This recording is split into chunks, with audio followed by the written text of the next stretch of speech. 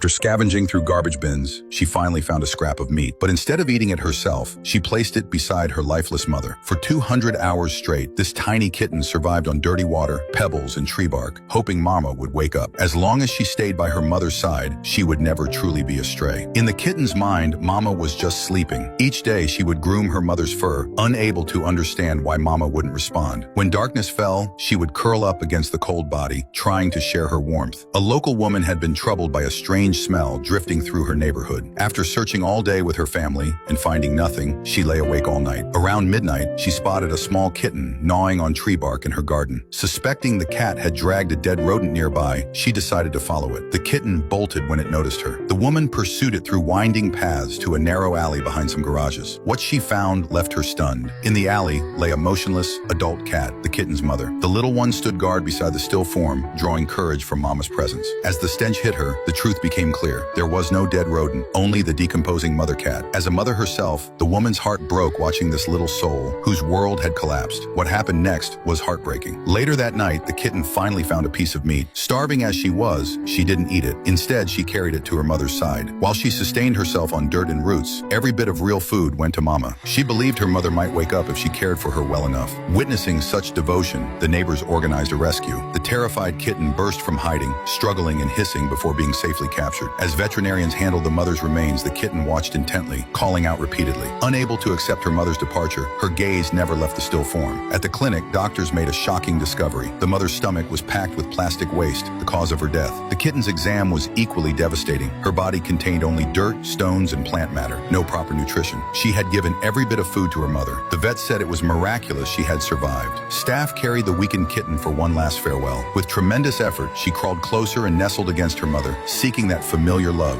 Even when lifted away, her eyes remained fixed on Mama, filled with reluctance to part. Perhaps she finally understood she would never see her mother again. Even this cold embrace was better than separation, because for her, mother was everything.